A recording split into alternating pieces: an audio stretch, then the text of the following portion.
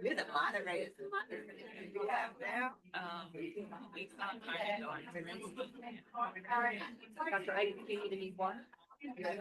You see, you bring me up there, right?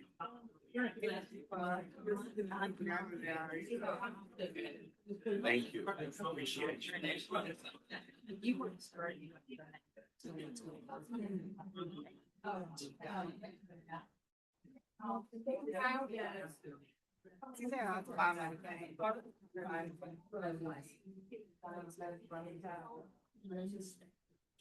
didn't know it.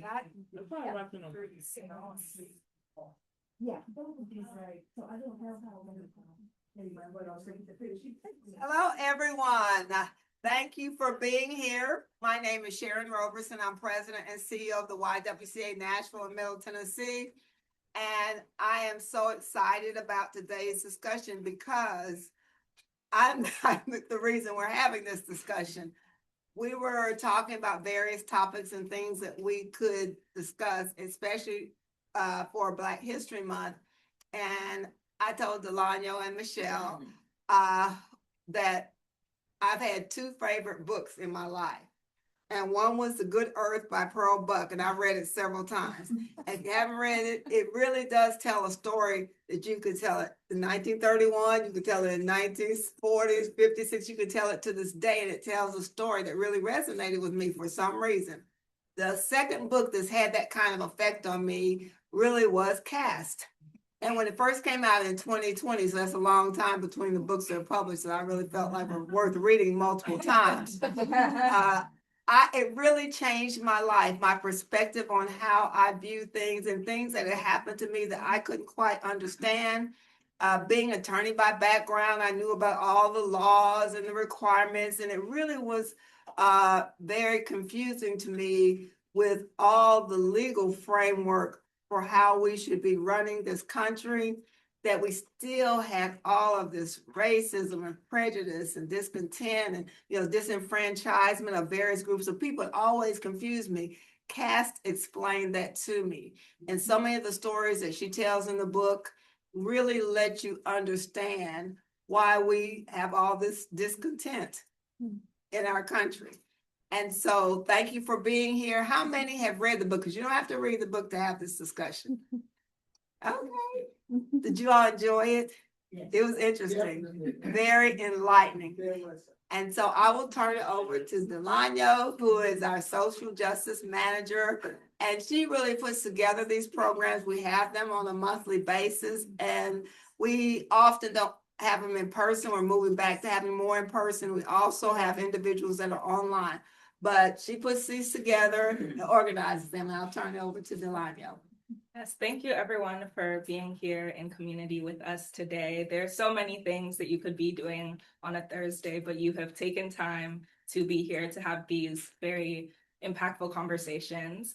I, as Sharon said, am our senior manager for social justice and advocacy. This conversation was sponsored by the Harnish Foundation, Nissan Foundation, and Alliance Bernstein. We're so thankful to them for empowering us to have these very important conversations. Our third panelist, Dr. David Ikard, if you could please introduce yourself. Oh. I am Professor David Ikard. I'm a professor at Vanderbilt. I've been there now for 8 years. My gosh. Former chair of African American Diaspora Studies there, former chair of Africana Studies at University of Miami. I've published 4 books ranging from engagements with post-racial politics and Barack Obama to Black feminism. And so these kinds of questions about kind of race, caste, identity, Black self-determination, and the whole kind of construction of race in general have always not only infused my scholarship, but also my creative enterprise. I'm also a professional artist. So it's kind of what I do. So I try to, whenever I can, do events like this to try to make sure that folks can have an interface between what's happening on campus in the academic in arena and what people are actually kind of engaged with on the world. Yeah. Would you like to give any more context to the book before we begin the question? No, I will just say that I think it's important that when you read Caste, go all the way to the end, because there is hope at the end, because some of the things seem as though these structures of our society are so ingrained, which they are. But I think as each person steps into that place of understanding, then we could deconstruct this and have a better society. And there is a better society on the end of us defeating a caste system.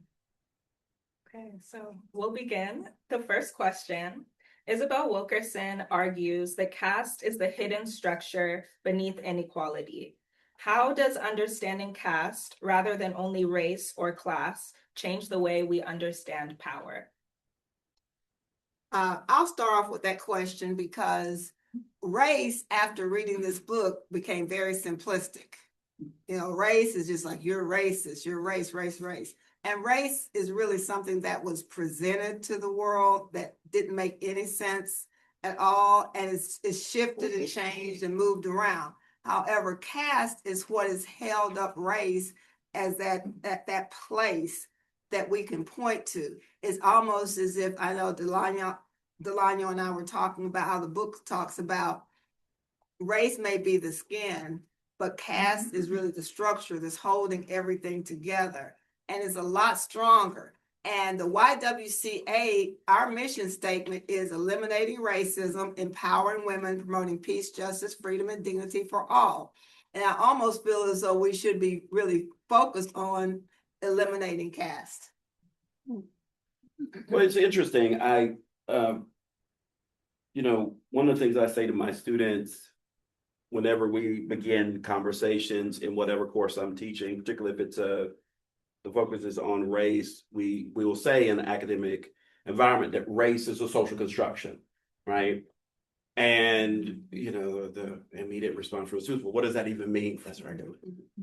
And it literally means that race was invented. There was a time, in fact, the majority of time that we've been in existence as a human race, we didn't have a thing called race. Right? It was something that was actually invented in like the 15th century as part of the colonial project from Europe going into Africa. In fact, even the term Africa does not come from Africans. Okay. Right? That's the irony that people are like, I'm Black and I'm proud of Africa. African is actually something that was created by Europeans to describe Africa. Right, that's not even if you would have went to an African and they wouldn't call themselves Africans because people identify themselves through custom, language, and tribe. So let's say you went to Zulu Nation, and if you ever get an opportunity to go to Durban, South Africa, which is really Zulu Nation, the Zulu tribe, they're very, very proud and very powerful folks. So you introduce yourself to a Zulu woman, for example, like, hey, what a tribe? She was like, I am Zulu. And that's how she will say it too. It's a beautiful thing. But if you would have went to the Zulu Nation and said, hey, you're African, they would have looked at you like you were crazy because they would have had no idea what you're talking about. Right. So this idea of race itself was constructed part of the colonial project. Now, what's kind of important here to kind of think about why this is so significant, not just to Black folk, but just the way that we think about America, is that there was a time, again, most recently, that Italians, Jews, Irish were not considered white. Yeah. Right? You would go to New York and it would say, Blacks and Irish do not apply. Right? That the idea of race, of whiteness, has been policed in a particular kind of way in the US too. So there's several groups that have become white, like the Irish, like the Italians, like Jewish communities, that weren't initially recognized as such.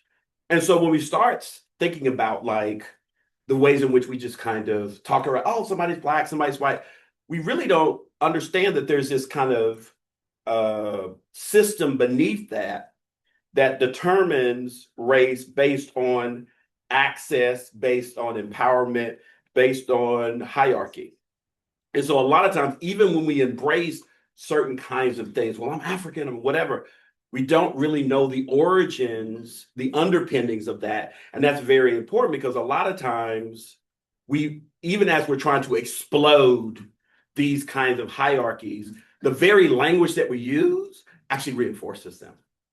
Right. So it's really interesting when you start thinking about the underpinnings of power and think about how important language is to our understanding of our identity, and how do we begin to unravel that? How do we begin to explode that so that we actually get back to a conversation where we're talking about people's humanity, not people's humanity that's rendered through a discourse of race that was designed to put people in their place in a particular way. And a couple of things that he brought up in this, we often have this black-white narrative, but one thing that's brought up in the book is that doesn't even hold. And so people have had to shift and duck and dodge to make things fit, because there are literally, if you go just by skin color, there are Chinese people that are whiter than white, actually porcelain white. There are people from India that are black, but they don't consider themselves black. So that really reinforces how, if you really look at the use of black and white and race, that does not hold up. And so I think it's important. That's one of the things the book brings out, of how race is this construct, as he said, it's a false construct, but it was just there as a holding place to help support the whole caste system. And we'll talk about this later, but it is about power and who is allowed to, or the system is designed to reinforce them having power. And again, it is fascinating because we've entered this, because it's Black History Month, and we've kind of entered this phase in our country where we're trying to erase Black history. Right. And we're trying to erase history. History. Yeah, history. Right. It is history. Women's history. Everybody's history. But we're trying to erase the history in which what the damage that has been done to Black people is one of the things that has happened, right? Because it's as much white American history, Native American history as anybody's history. It's just our history. But what's important about that is to think about, because we're talking about caste, we're talking about power. And one of the things that a lot of people don't know is that in a caste system, in a European caste system, there was no mobility, right? If you were born, if your parents were sheep farmers, you were going to be a sheep farmer. There was no, I'm going to go to college and I'm going to improve no. You were a sheep farmer. You're going to be a sheep farmer 10 generations before you were a sheep farmer. And if you were born into the aristocracy as a Dutch, as a noble, it was part of your blood. You didn't have to do anything to inherit that. That was part of what you were born into, and you were fixed into that for the rest of your life.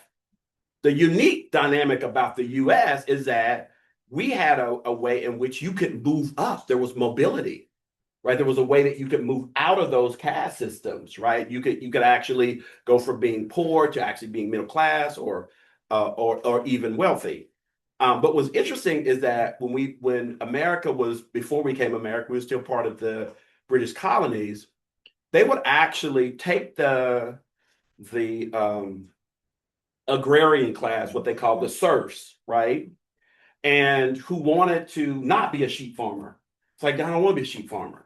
It was like, well, there's this opportunity in the U.S. Well, we want to call it the U.S., but in the British territory, that you could go in there and you could have a different type of opportunity. Here's the problem: if you were a serf, you have your money, Yeah. Right? You had no way, and you had to pay. That was a very expensive trip to get from the UK to the new world, right? So what did you sell? You sold, the only thing that you had was your servitude.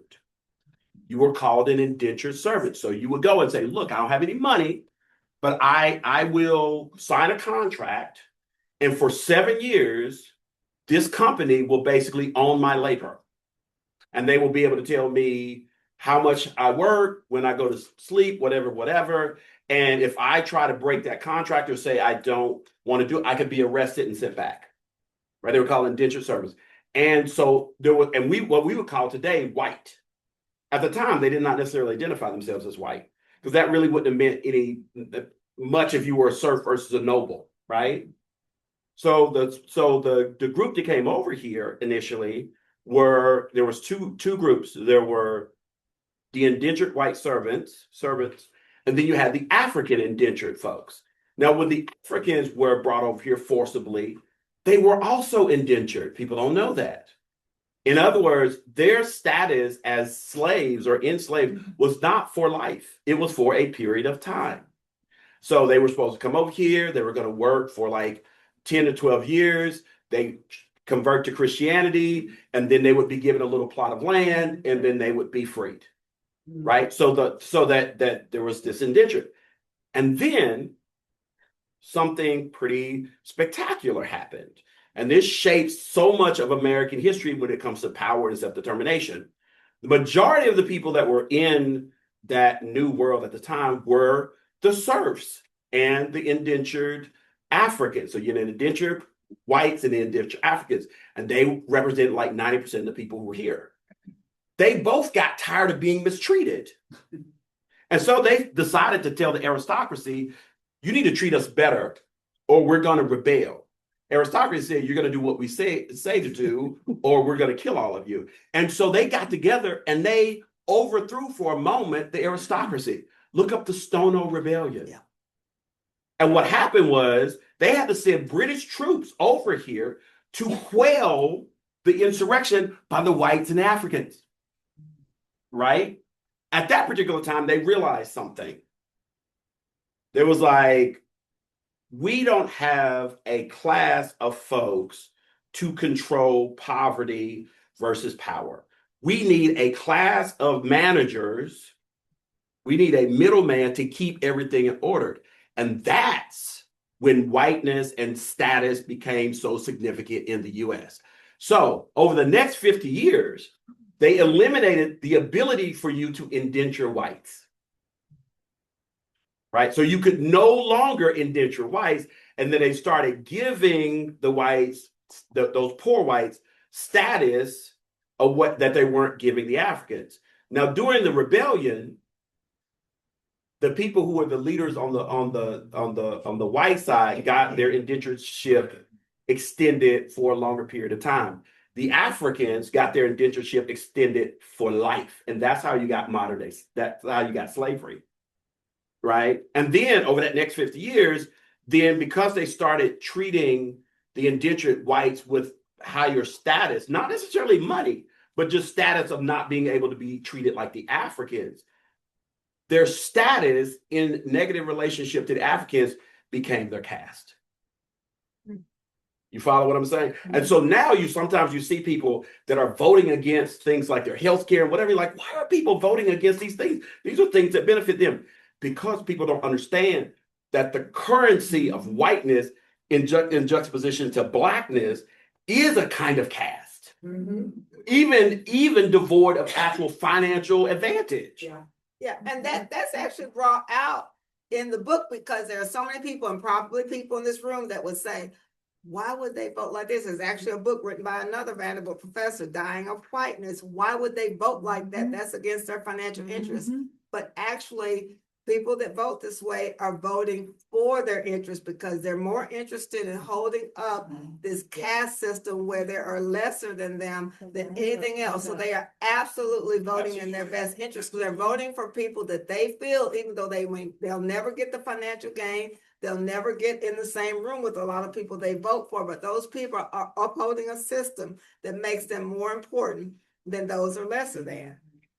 But would you call it their best interest? I mean, It is or in their mind, in is their it just perspective. their interest? It's in their interest because as long as that caste system is there, they have a level of power.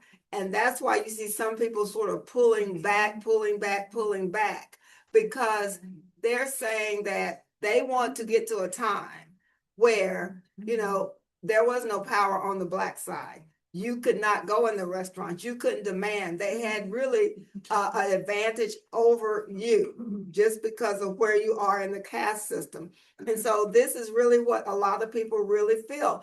I've seen it with Black and women especially. Some of the things that are there to really move women back, because women, Right. even if you're a white woman, you may be in the upper caste, but you're in the bottom of that upper caste. Right. The caste has, you're in the bottom of the upper caste. Sorry to break the news to you. And so there's this desire that if you've gotten an advantage, and that's one thing the book makes absolutely clear, if you've gotten an advantage for all these years of just showing up. I have a wonderful mentor friend, Elaine McReynolds. She says some of these people can just show up.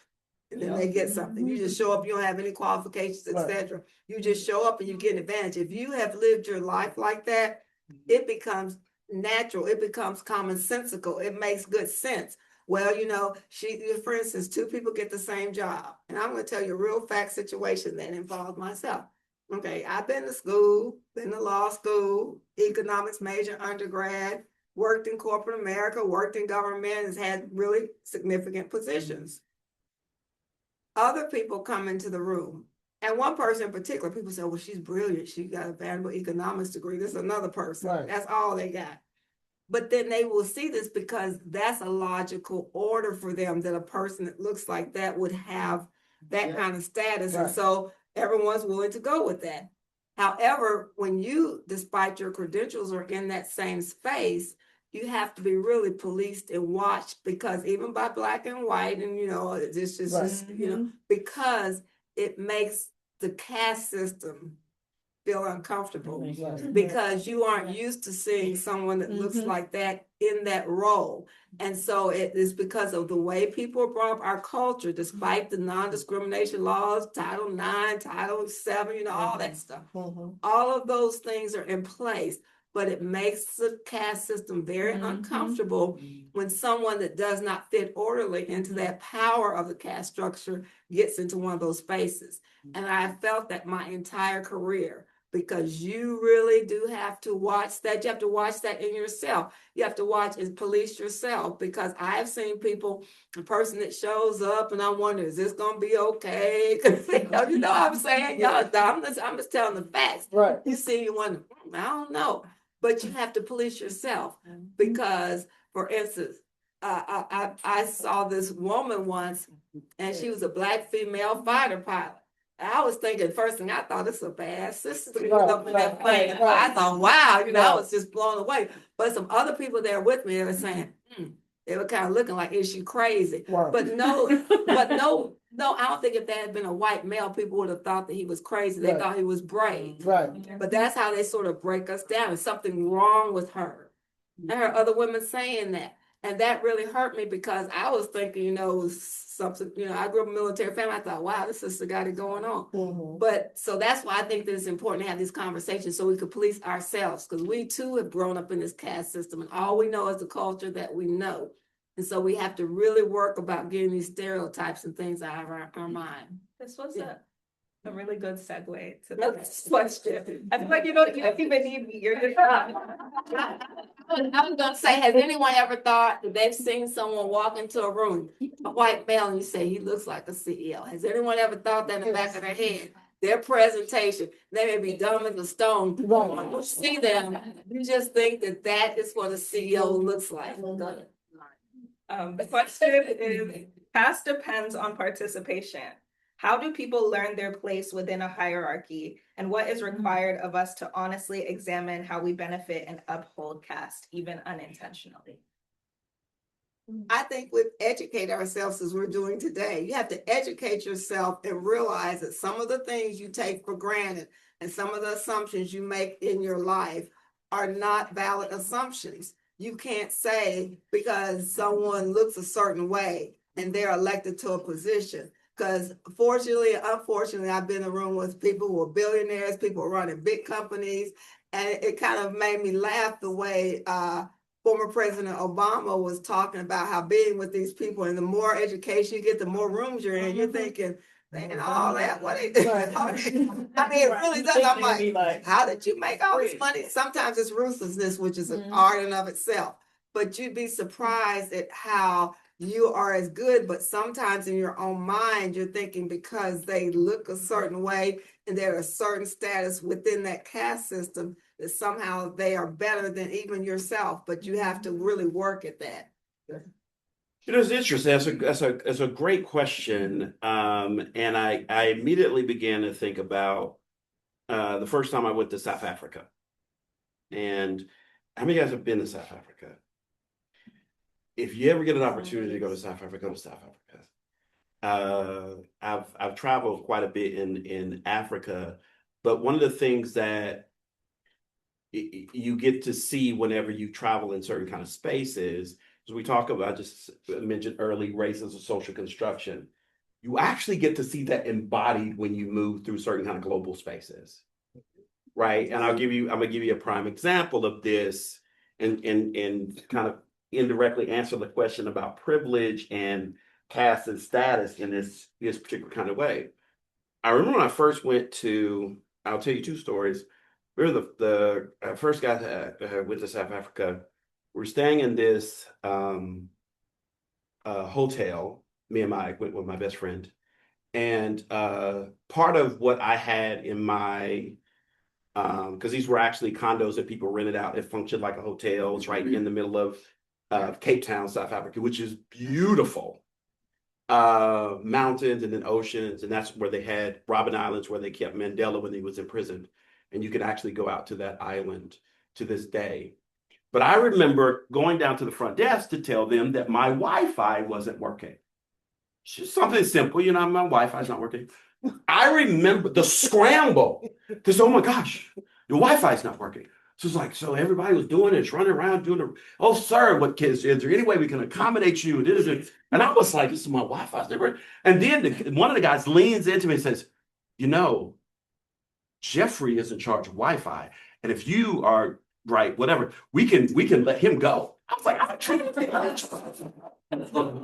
feeling bad for Jeffrey. I'm like, like, what's going on? Now, we were there for 2 weeks. This is how everything that we asked for was treated. Even to the degree to, we went to this one place, right? We stayed at 2 different places. So actually, this is 2 different times we were there. But we went to this one place where they had rolling outages, and we had only had stayed at major places, but this was a smaller place, like a bed and breakfast type of place. And so the lights went off at a particular kind of time. We were like, what's up with the lights going off? It's like, oh, it's rolling blackouts, and they'll come back on at 5 in the morning. We're like, hey, this is not going to work for us, right?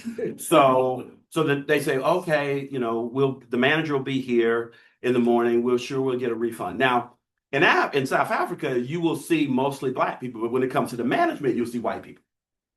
So the next morning, we asked for the manager. Here comes the white guy, and you'll hear people talk about Afrikaans. Afrikaans are the white Africans. That's Elon Musk is an Afrikaan, right? So here comes an Afrikaan. So he comes and he says, "Oh, like I heard about your situation. So sorry. We'll refund you." But just being really, so thank you. Like, you know, no problem. And then he stops. He looks around.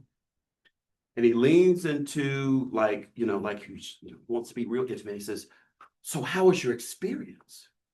We was like, well, other than the power, it was great. People have been known. He was like, whew, glad to hear it. She said, because it's really hard to get good help around here.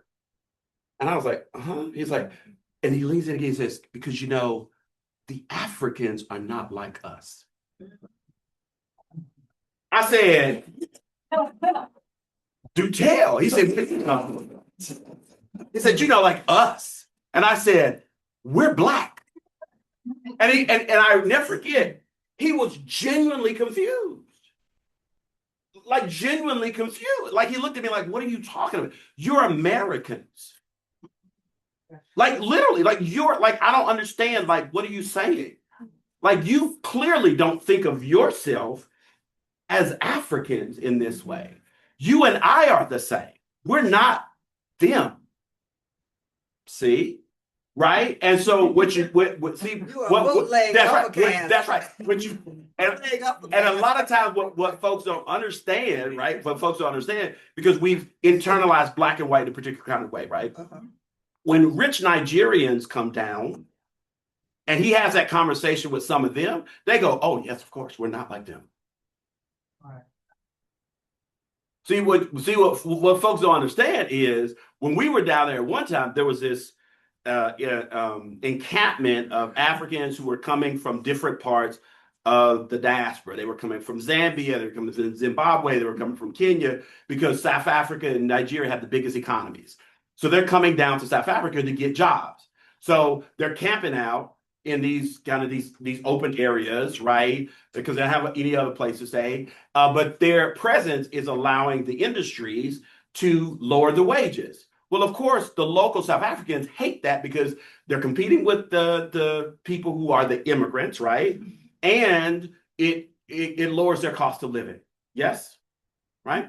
So when we were there had been this big, violent incident in which South Africans went into these encampments with knives and hatchets and killed like 300 people. Now, we would go, it's just making sense. They're all black. They're all Africans.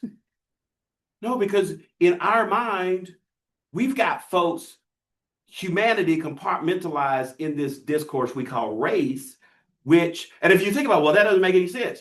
If you put a Ukrainian here and you put a Russian there, you wouldn't be able to know the difference between that. You'd be like two white men. But they are literally at war killing each other. Right? But when we start thinking about that, it makes perfect sense. Right? But it's true of every group. Do you guys follow what I'm saying? Yeah. So when you peel this thing back, and I think a lot of whites in America would be surprised how much African blood they have. Because most black people, that if you're at least two generations in the US, you have European blood. Mm-hmm. In fact, in most of our cases, we have more European blood than we have, right, African blood, right, in that regard, right, just because of intermixture, right, in this dynamic. So there's a way in which there's also been an uncertainty in this country about who was black. That's why we have the 3/5 rules and all these kind of one drop rule and all this kind of stuff. Mark Twain wrote a novel called Pudd'nhead Wilson, in which the whole novel is about two babies that were switched, one by a mulatto woman, when she switched him with her white master's wife because she was at the birth, and one grew up white and one grew up black. And the one that grew up black was actually the white, right? And the whole novel is about this kind of switching of the babies, right? And the comedy that ensued. Desiree's Baby, another short story about, people's not really knowing who's black and who's white. On and on and on. There's always been an anxiety. Thomas Jefferson's, half of Thomas Jefferson's children by Sally Hemings passed as white, right? And changed their names, right? There's a novel called Passing, right? That's about... To do the street level imitation of life. Imitation of life is absolutely. So I say all that to say, right, when we start thinking about these kinds of questions, that it really is more than a notion to start thinking about race in the ways that we conceptualize race. It is actually absurd, right? It's actually absurd. But because people have such a deep investment, Lyndon B. Johnson once was quoted as saying, if you tell the poorest white man that he's better than the poorest black man, not only will... Or the richest black. Or the richest, right? That, yes, that he will empty his pockets for you, right? That is how important race as a currency is to whites in America, particularly poor whites. And because it holds such currency, it outduels with things like, right, healthcare and higher education and all these kinds of things, because it is pathological in terms of the investment. Because you can't have an Elon Musk with all that wealth without disproportionately exploiting white people. Black people only make up like 12-13% of the population. Yeah. The people who are going to get hosed the most in terms are going to be the majority in terms of like healthcare, these other kinds of things, right? And so it's ironic then that people are pointing to like a small minority of folks who, based on all the barriers that have been put in place for us to fail, to be a CEO. What? Be a professor? Are you kidding? The barriers, whenever you see a Black person in a position like that, or somebody who rises to the level of vice president or president, whatever, they have had to do 2-3 times as much. So this kind of whole kind of idea about DEI. I got my PhD from University of Wisconsin.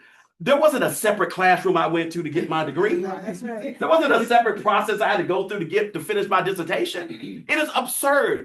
If you get on a plane and you go, oh, there's a black pilot. I wonder if he can fly the plane. You're an idiot. You are an absolute. I mean, you're racist, yes, but you're an idiot. Right? I want you to look like there's a kind of profound stupidity Right, that you have, because you have to disregard what you know to be true. right. Right? You have to disregard what you know to be true. Right?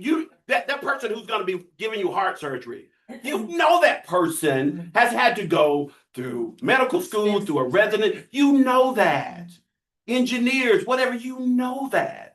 So when you say, oh man, I wonder if he can fly the plane, it's like, for real? Right. Right. So what is it going on in your brain that's something that you... Okay, we have a question from the audience. I'm gonna stand up because I'm gonna see everybody's face. My name is Denise Knowles.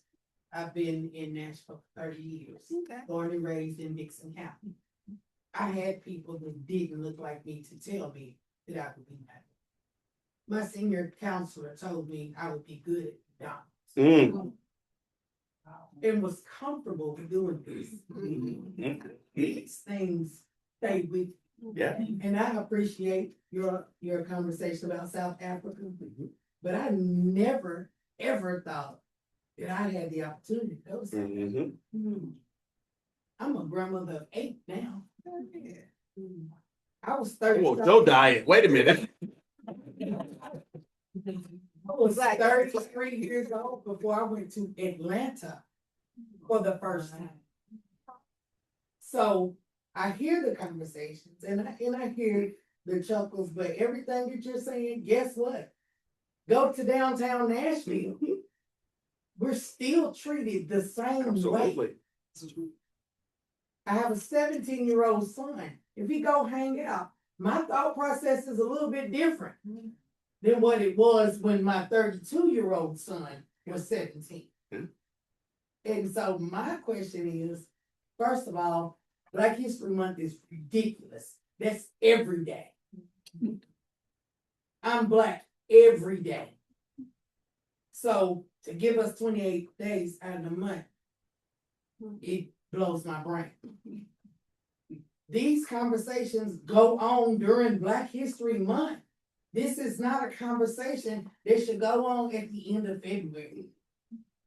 And we are not the ones that should always host these conversations. It's not people like us that should be the ones hosting this. This is a us thing. And I'm sorry if I seem a little rough, but things are not getting better. I lived with grandparents that lived to be 95 and 97 years old. Do you know what they would feel like to know that they had a president named Barack Obama? Because they used to tell me that they didn't have the option. But it got better for you. It did get better, but is it getting better? Is it really getting better? You ran for mayor. A white man told you when you start talking, he don't hear what you're saying because you're a Black woman. He told you that. But I didn't stop talking. You didn't stop. You didn't stop talking. This gentleman up here, you should be in all the schools, not just Vanderbilt. Because I'm just learning. I'm still learning stuff. When I came to Nashville, one thing I knew is I fell in love with people that look like me. Because I just didn't have that exposure 45 minutes west of Nashville, Tennessee. You should be teaching elementary school. You should be welcomed into middle school. Because my 14-year-old grandson who goes to Lead Academy is learning the same history that I got at school. Yeah. Well, you know, I will tell you this, there is a young people's version of Caste. Now, my husband asked, well, what did they leave out? They should have had the whole thing, but there's actually a teenage version of Caste that you can buy that's geared toward younger people understanding the same story.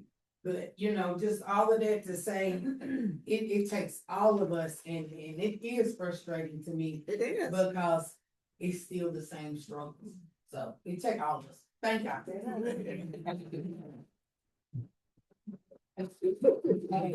So our next question, we are a women's organization. How does caste shape expectations around care, emotional labor, leadership, and silence, particularly for women, without naming gender as the problem? I'll start off with that because one thing that I have seen is there are different expectations of what womanhood should be. For instance, we are a women's organization, but of course we have standards and requirements. I think that there's a view that if you're a woman's organization, you have to be a certain way. You have to be, you know, much more in tune with the way that you carry yourself, the things that you do. Women are different, but there's a view that women's organizations are not taking it seriously, first of all, because if you see a nonprofit led by a man, they're treated very differently and much more seriously than nonprofits led by women. And you almost have to be a masculinized version of a woman to really get ahead in the nonprofit world, which is sort of seems weird because nonprofits are serving primarily women and children. In this community, you see that. But there's this view that the ones that are led by men are more serious nonprofits. And I've seen this, and the people that are running them, to me, not calling names, are just not strong, serious people. Some of them are just not, but they are given their due, and people will go and we need to support them. But it's really because they are at the higher levels of that caste system. And I've seen people elected to office in this city and in this state, and I can't for the life of me see how people cast vote for those people, would never consider casting votes for people that they view as in the other caste. And I'm talking about Black and white women and women, everybody, because there's this fear that they may not know enough. They don't have enough experience. They can't do certain things. And I think, well, you know, you voted for this person, you voted for that person, but that's something that's definitely caste. And it goes beyond race. Because I've seen so many Black women who have questioned voting for other Black women in a space. I've seen this, I know this, and I thought it was so strange. Hush, truth. And I'm thinking, now, so you rather vote for someone that has never expressed interest in the issues that are important to you. Right.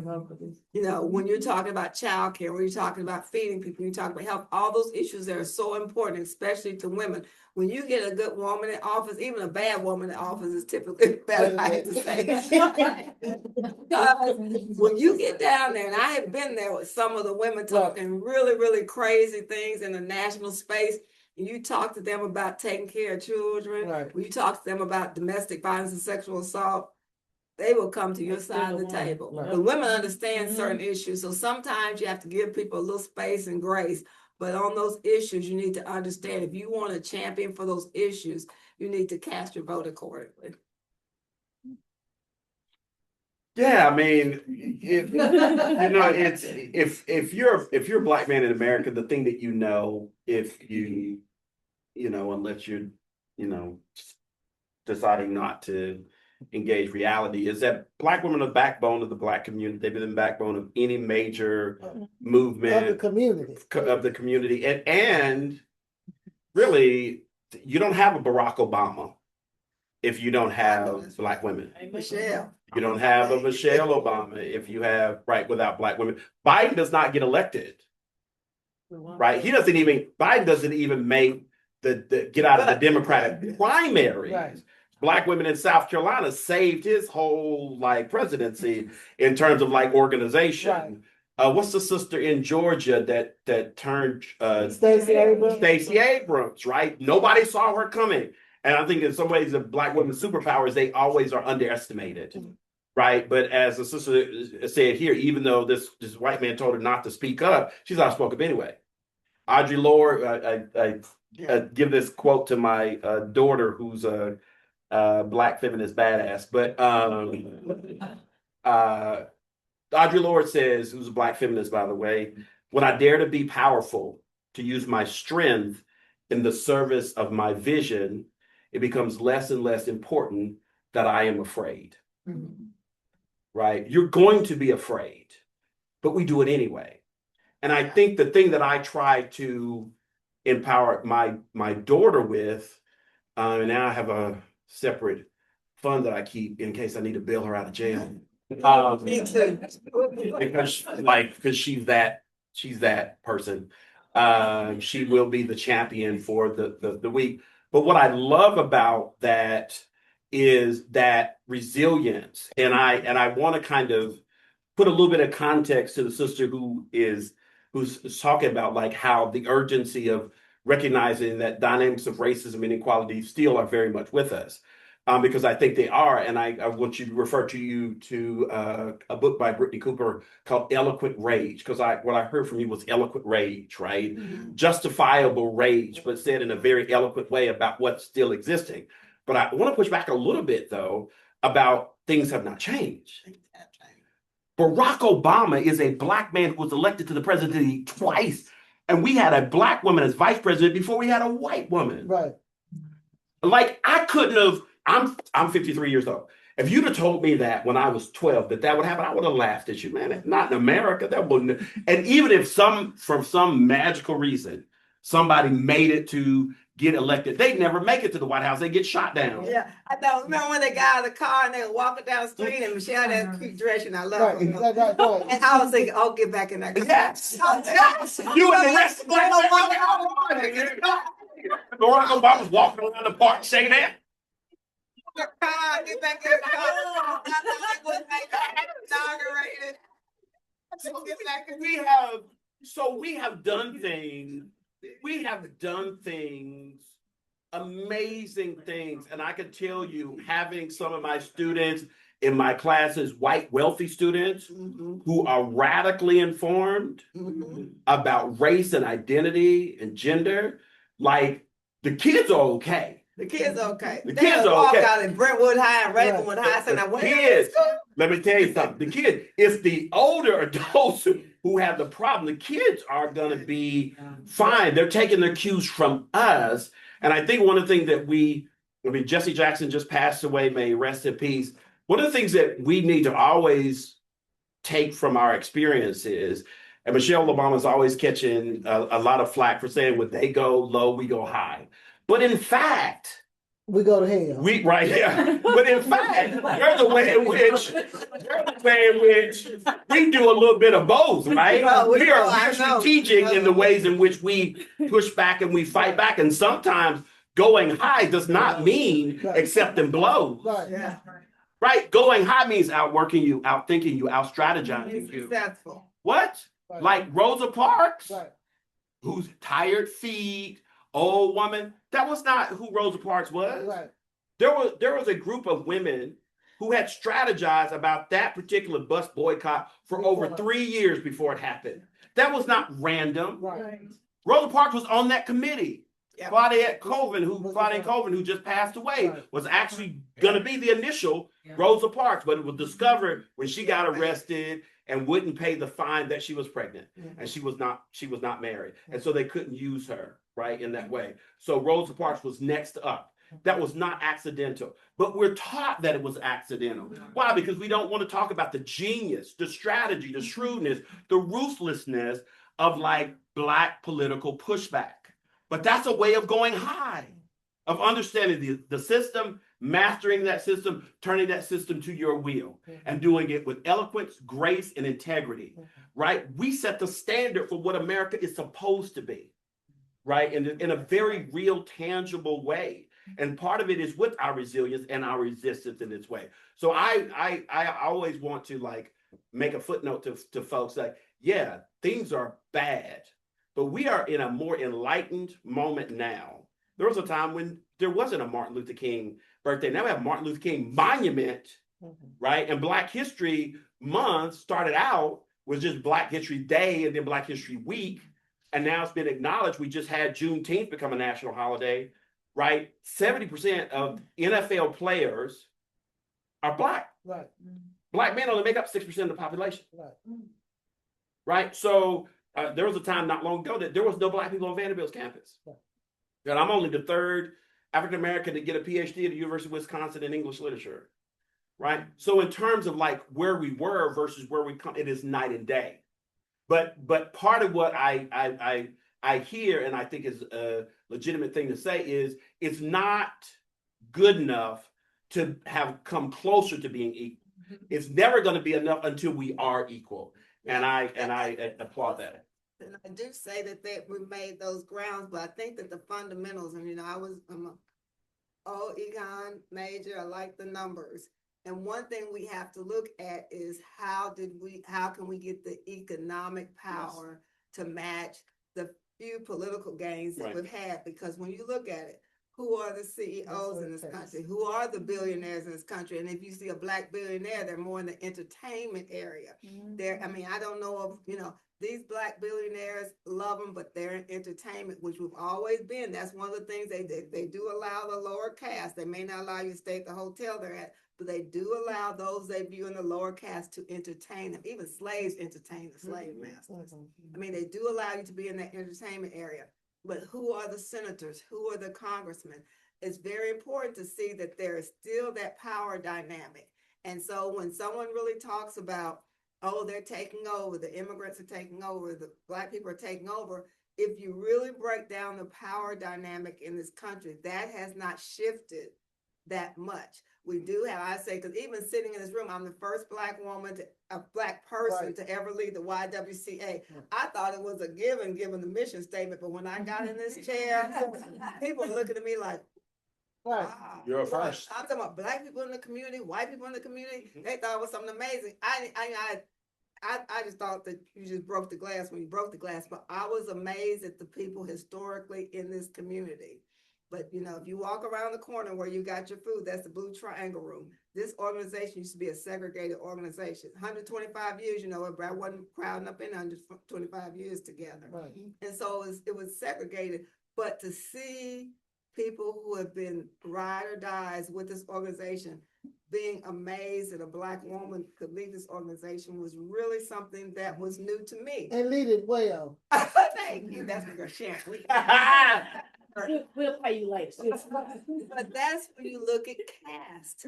They aren't looking at qualifications. They're just looking at assumptions that are made about the place that someone should fit into this society. That's the thing. And they can love the organization, they can love the mission, they can love the work. But I have this little thing I call sort of a form of liberal bigotry, because the caste is still there. And the presumption that someone that is like me, looks like me to run the organization was really something that I had to prove every day. Right. I hate to be the only one talking, but me and Denise, it's the one that we work together, huh? It goes with the name, Sharon.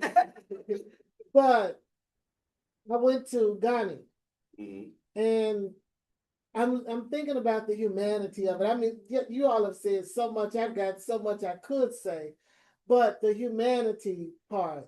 One of the tour guides said that they had this young white guy, to come and say, "You had all of these riches and all of this gold. How are you so foolish to give it away?" And he said, "It was plentiful. It was so much that we could share. So why keep it all to ourselves?" And they felt that he was foolish, or that the Africans were foolish for giving away all of their riches. But it was not the fact that they gave it away, it was those that took it that were the ones who were foolish, but they are the part of the caste. So can you speak something to that? Because I thought that was a very powerful thing. You know, Oh, I was just gonna say we're almost at time. but because there's all the conversation that we would like to have. We spoke quite a bit about, you know, the continent. And Delanyo and I have had this conversation about really when people come to this country, and it's very much spelled out in this book, you come to this country from any place else, you do not want to identify with Black people in this country because that's the bottom of the lowest caste. Right. And Black women, I guess, we way down. I don't know, it's just disappeared. With that said, that's a very important part of this conversation. Why is it that people that come to this country want to identify? I'll tell a real quick story. After 9/11, I was working, you know, with AIG, so I was in New York. I was actually in New York on 9/11. There had been programmers that we brought over from various places, India, et cetera, you know, Kuala Lumpur, that knew how to program computers, and they were brought over here by the company. They did not want anything to do. I was general counsel of one of the companies. They did not want anything to do with the Black people. It's almost like they would turn their heads. They all in groups, they would turn their heads at you like you are almost like an untouchable. We probably were in their viewpoint. But after 9/11, when everyone turned on them, I mean, just basically, all of the white people, the company came to me, they said, can we get rid of them? They thought they were like undercover, getting ready to blow up the building we were in. After that, they started coming to me, wanting me to help them and help people understand that they weren't like that. And you know, of course, I have to be professional, but I was thinking, you didn't ever want to be associated with me before you realized what it was like to be me. Right. That's true. That's true. And it's in there was a crucial question that was asked or alluded to earlier about the infrastructure of structural economic inequalities. And I want to speak to that really, really quickly because it was such an important question. It takes 3 generations to build wealth, right? So even if you come from working class background, you elevate to CEO and you pass away and you have several $1 million, if the next generation comes along and they don't add to it or build on it and they lose it, you're not building wealth, right? It has to go for 3 generations. Read the good earth. Let's see. Right. It has to go for 3 generations. When after the Civil War, one of the things that happened on your union side was they put together a committee to figure out what to do with the quote unquote Negro. And one of the things that was initially posed was 40 acres and a mule, right? We're going to, because they understood that in order for them to have citizenship and establish some economic buy-in, they had to have land and a way to farm that land at an economic basis. In the context of renegotiating with the former Confederacy and realigning whiteness, right? They ditched that plan and took all the soldiers that were in the South policing this new structural dynamic, pulled them out. And that's when you have the KKK, the Red Knights, and that's when you have the onset of Jim Crow, right? And it was negotiated on the backs of Black people who had helped the Union, right? There was no reparations for the generations, the 400 years of lost labor, of violence, of death. Black folks were just supposed to pick up the pieces and move forward without schools, without hospitals, without any kind of economic basis, without any of the capital that they built, right? You heard of this recent Academy Awards, Shabuzi said, oh, immigrants built this country. No, Africans, enslaved Africans built this country. Right. Like literally, right? Enslaved Africans built this country, right? And that's the reality of the situation. And Black folks have never, like, you see bits and pieces of that in California where some of the prime real estate beachfront properties just recently gave back to the descendants that were run off, and this property was worth billions of dollars, right?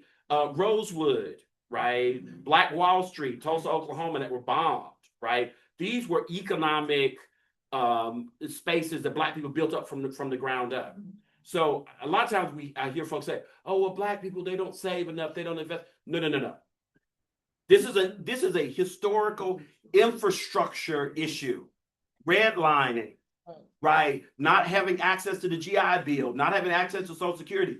The white middle class was built in America through the federal government. Right. Without the federal government, without the VA loans, without college grants to go to college, without land, the Homestead Act, where they just gave land to people, right? They gave land to white people, right? Without these things, you don't have the middle class, right? All of these things. So this is not. It has nothing to do with individuality. It has nothing to do with buckling up your bootstraps and all this kind of stuff that we hear, right?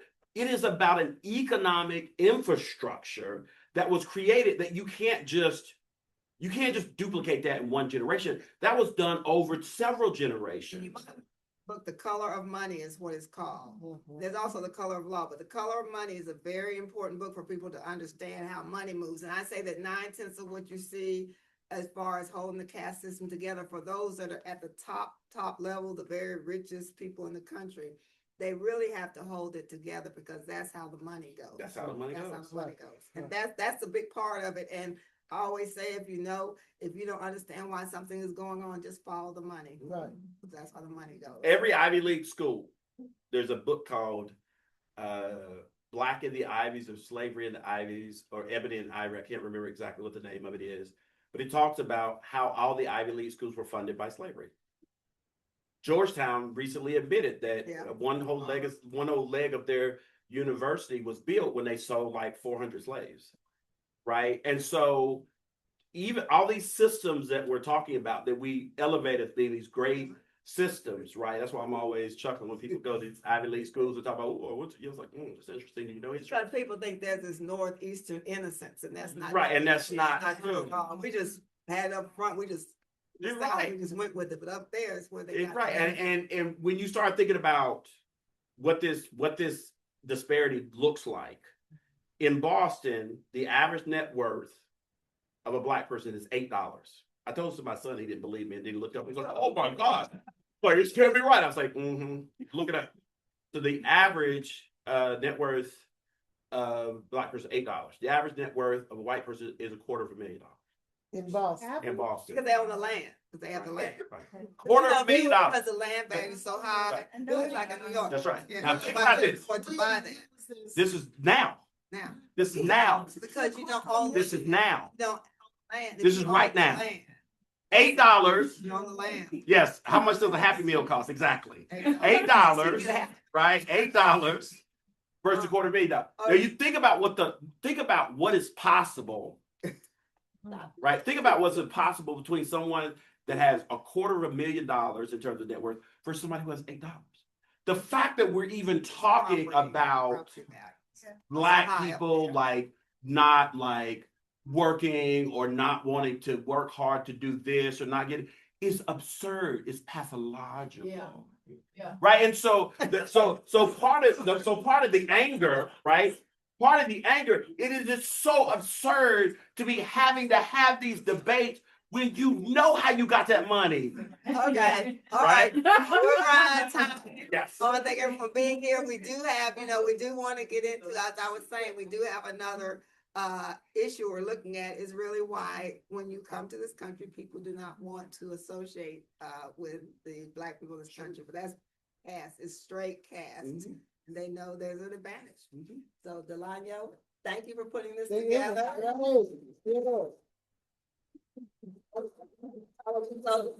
Thank you.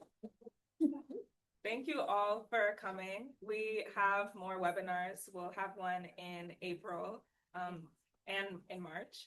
So stay tuned. If you're not signed up for our email newsletter, please do so. And then also on the tables, there is a QR code for a post-event survey. Where are you from? I'm Ghanaian. Oh, I was at home. That's why we have the conversations about the way people look, because she takes her fellow Africans to task about looking down on Black people here. But she's been enlightened.